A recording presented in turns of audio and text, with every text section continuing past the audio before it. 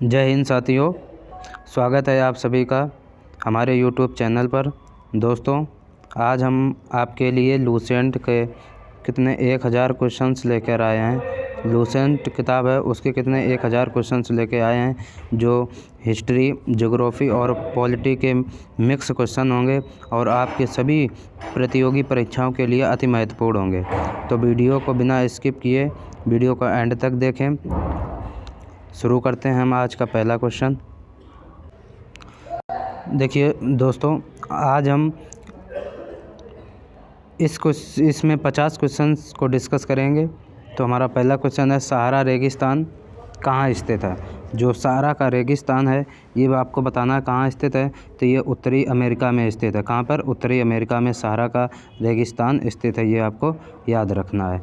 Next है कि सर्दियों के मौसम में बोई जाने वाली फसलें क्या कहलाती हैं। आपको बताना है कि जो सर्दियों के मौसम में फसलें बोई जाती हैं वो क्या कहलाती हैं। तो आपको बताना है ये क्या रबी की फसलें कहलाती हैं। क्या कहलाती हैं? रबी की फसलें कहलाती हैं। नेक्स्ट है, उकाऊ बांध किस राज्य में स्थित है। उकाऊ बांध जो है ये कहाँ? गुजरात राज्य में स्थित है। कहाँ? गुजरात में उकाऊ बांध स्थित है, ये आपको याद रखना है।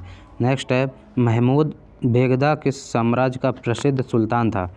आपको बताना है महमूद बेगदा किस साम्राज्य का प्रसिद्ध सुल्तान था। तो ये गुजरात क्षेत्रीय जो साम्राज्य था वहाँ का यह प्रसिद्ध सुल्तान था।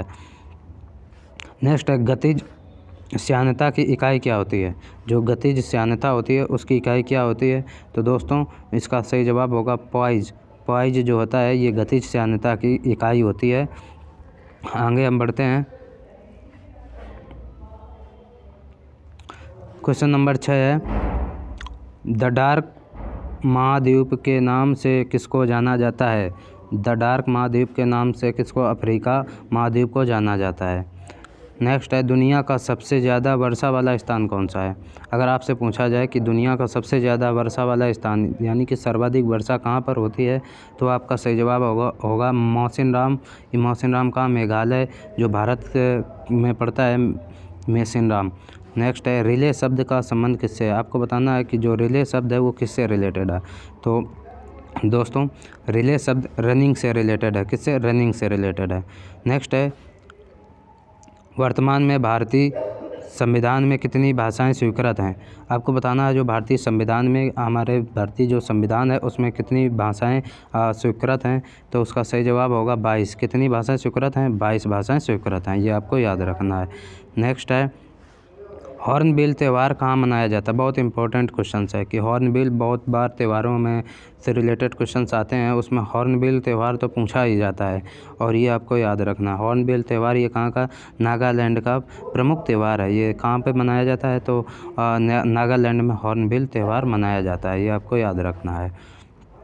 नेक्स्ट है फ्रेंड कि एक्सरे की खोज किसने की थी। वेरी इंपॉर्टेंट क्वेश्चन है और इस पे आप स्टार बना लीजिए, ये छपेगा क्वेश्चन आपके एग्ज़ाम में। तो एक्सरे की खोज किसने की थी। तो एक्सरे की खोज कॉनराड रॉन्टगेन ने की थी। किसने? कॉनराड रॉन्टगेन ने एक्सरे की खोज की थी। नेक्स्ट है, दुनिया का सबसे बड़ा द्वीप कौन सा है। आपको बताना दुनिया का सबसे बड़ा द्वीप कौन सा है। तो ग्रीनलैंड दुनिया का सबसे बड़ा द्वीप है। अगर आपसे महाद्वीप पूछे कि विश्व का सबसे बड़ा महाद्वीप कौन सा है, तो आपको बताना है एशिया। एशिया विश्व का सबसे बड़ा महाद्वीप है। कौन सा? एशिया। नेक्स्ट है, सुल्तान अजलान शाह कप किस खेल से संबंधित है। आपको बताना है दोस्तों कि सुल्तान अजलान शाह कप है वो किस खेल से संबंधित है। तो हॉकी से संबंधित है। किससे? हॉकी से संबंधित है। नेक्स्ट है, लोकसभा के सभापति अपना इस्तीफा किसको भेजते हैं। जो लोकसभा का सभापति होता है और वो अगर अपने पद से इस्तीफा देना चाहता है तो वो इस्तीफा किसको भेजेगा। तो लोकसभा के उपसभापति को भेजेगा। किसको? लोकसभा के उपसभापति को ये अपना इस्तीफा भेजेगा। नेक्स्ट है, मार्तंड सूर्य मंदिर कहाँ स्थित है।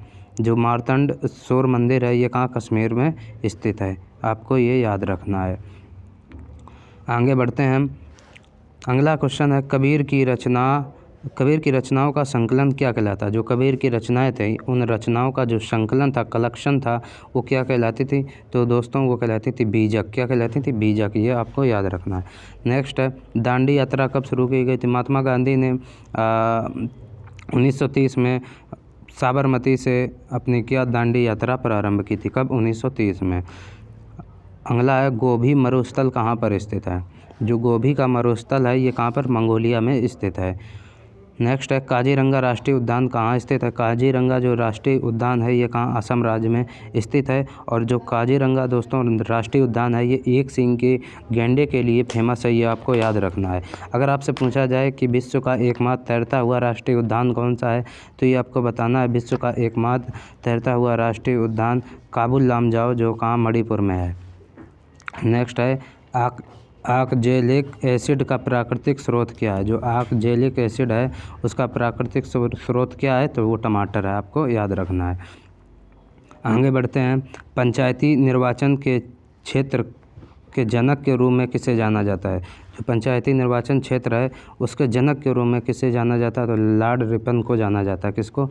लॉर्ड रिपन को पंचायती निर्वाचन क्षेत्र के जनक के रूप में साथियों जाना जाता है। अब हम आगे बढ़ते हैं। राष्ट्रीय गृह बैंक NHB का मुख्यालय कहाँ है? तो जो राष्ट्रीय गृह बैंक है उसका मुख्यालय कहाँ? नई दिल्ली में है। कहाँ पे है? नई दिल्ली में है। आगे बढ़ते हैं कि भूटान की राजधानी क्या है? तो दोस्तों भूटान की राजधानी थिम्पू है। क्या? भूटान की राजधानी थिम्पू, ये आपको याद रखना है। अगला क्वेश्चन है कि घूमर कहाँ का लोक नृत्य है?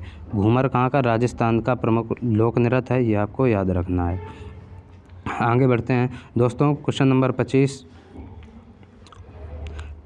25 है कि दांतों का जो एनामिल होता है ये किसका बना होता है? दांतों में एनामिल होता है ये कैल्शियम फास्फेट का बना होता है। किसका? कैल्शियम फास्फेट का।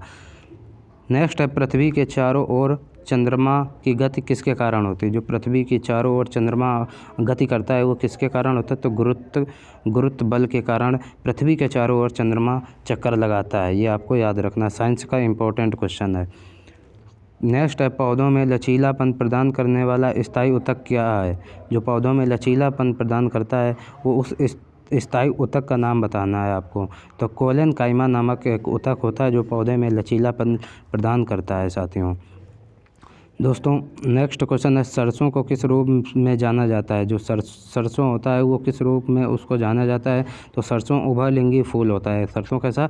उभयलिंगी फूल होता है, ये आपको याद रखना है। आगे बढ़ते हैं। क्वेश्चन नंबर 29 है दोस्तों कि थर्मामीटर में उपयोग की जाने वाली तरल धातु कौन सी होती है? जो थर्मामीटर में धातु भरी होती है, जो धातु होता है वो कौन सा होता है?